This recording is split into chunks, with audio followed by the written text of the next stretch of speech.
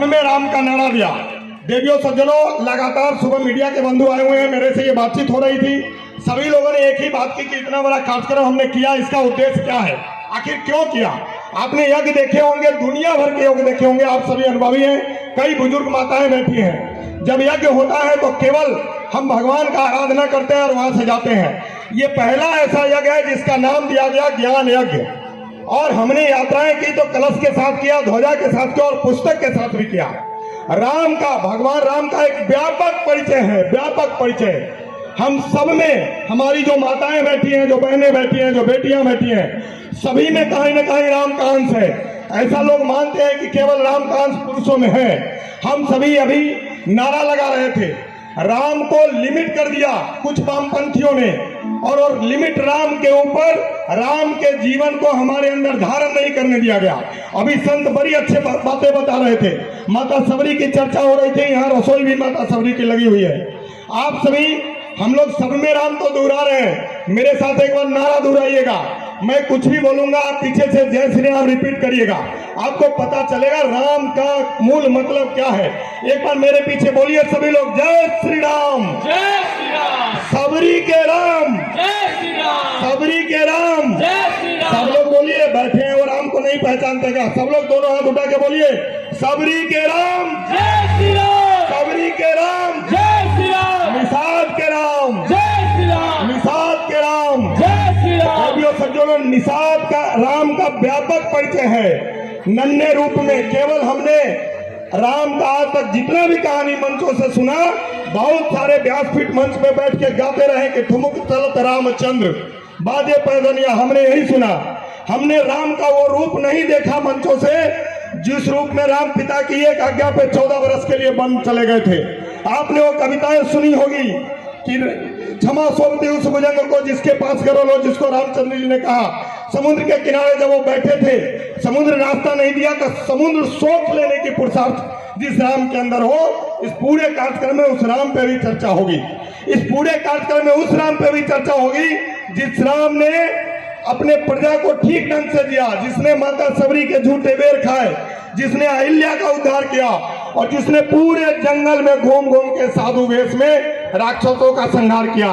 इस पूरे यज्ञ में राम के उस रूप की भी चर्चा होगी जिस रूप ने, नाम ने सब कुछ छोड़ दिया लेकिन पुरुषार्थ के प्रतीक धनुष बाण को कभी नहीं छोड़ा। ये युवाओं को अंदर, खास के युवाओं के अंदर ये चीज जाना चाहिए। देवियों सज्जनों, इस समय आप सभी जितने भी पूजनीय माताएं बैठी हैं, आप सभी का प्रसाद है। आदरणीय अनिल मामा ये नेतृत्व करेंगे प्रसाद का और आप सभी को प्रसाद ग्रहण करके यहाँ से जाना है। ये पूरे कार्यक्रम में प्रत्येक दिन मेरा निवेदन होगा कि इसी उत्साह के साथ सुबह 7 बजे आप यहाँ पे आ जाइए, 6 बजे माफ करेंगे, और 6 बजे से 6:30 बजे तक, 7:30 बजे तक योग सत्र रोज होगा, इसी मंच से होगा। वैदिक एक हवन का कार्यक्रम आदरणीय सत्यप्रकाश सर ने रखा है, वो कल कार्यक्रम होगा। बच्चों के 50 सुंदर कार्यक्रम है, केसीआई के बच्चों के सुंदर सुंदर प्रस्तुति होगी। अभी एक डांडिया की बहुत अच्छी प्रस्तुति यहाँ से बच्चे करेंगे जिसको आप देख के आनंद भी लेंगे। मानस पाठ, राधे कृष्ण जी के जीवनी पे चर्चा कल हमारे बीच, आप सभी को पता है पूर्व बीजेपी और आजकल तो संत हो गए, बहुत अच्छे श्री राम के जीवनी पे बोलते हैं, ऐसे आदरणीय गुप्तेश्वर पांडे जी की भी उपस्थिति रहेगी। भगवान राम की छवि हम देखेंगे और ऐसे ऐसे दुनिया भर के कार्यक्रम है। 30 तारीख को भी पुनः हम सभी लोग सुबह 6 बजे योगा सत्र के साथ इस कार्यक्रम को शुरू करेंगे और फिर वैदिक एक हवन 30 को भी करेंगे और फिर दिन भर कार्यक्रम चलेगा। आज ही से मानस पाठ की बहुत शुभ शुरुआत वहां पे होने वाली है, कल से होगा शायद मानस पाठ की शुरुआत। तो ऐसे पूरा पैक कार्यक्रम है 3 दिन की। हमारा आप सभी से निवेदन है कि राम के जीवन को व्यापक रूप से समझने के लिए इस ज्ञान यज्ञ में हम सभी का शामिल होना बहुत बहुत जरूरी है। मैं अपने 2 मित्रों को, आदरणीय अभिषेक जी और आदरणीय टिंकर जी से निवेदन करूंगा कि जरा मंच पे आ जाइए 2 मिनट।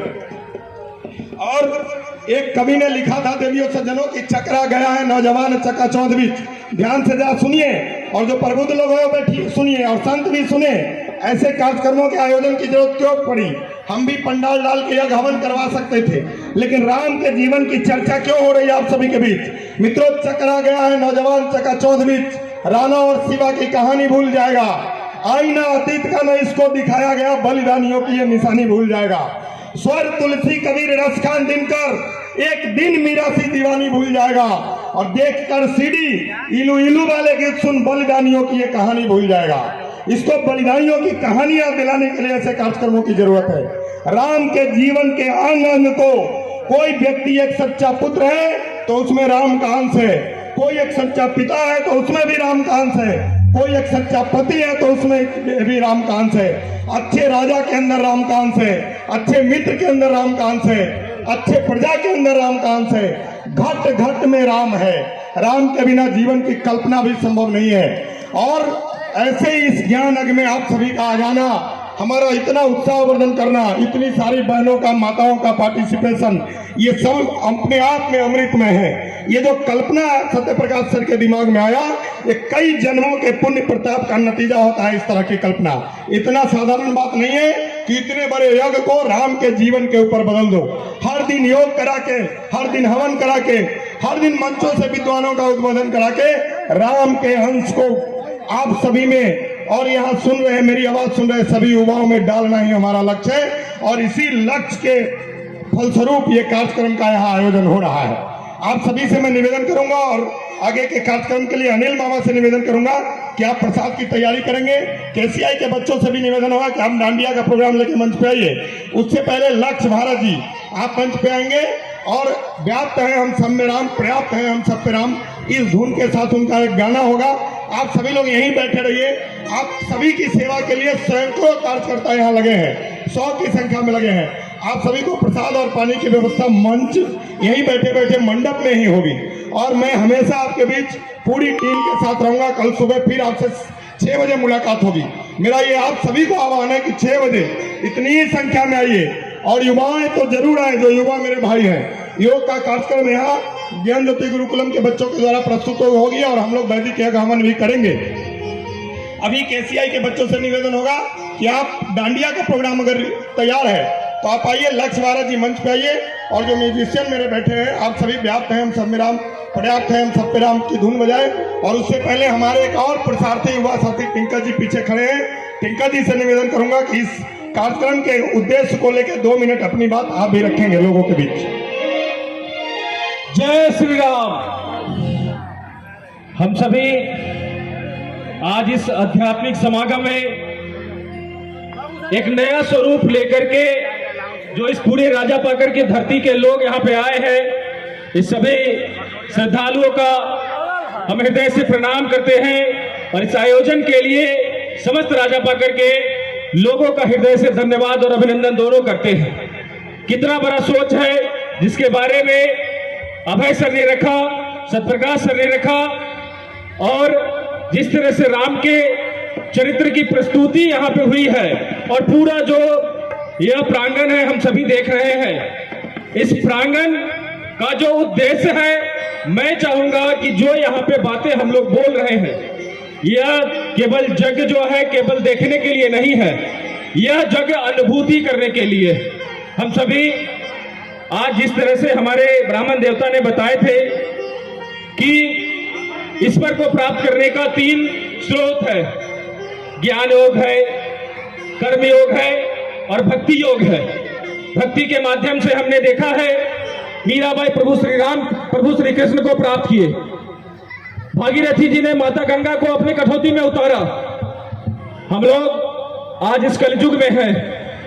हम सभी यहाँ सबसे साधारण तरीका है ईश्वर को प्राप्त करने का कर्मयोग, जो आज हम सभी करते हैं।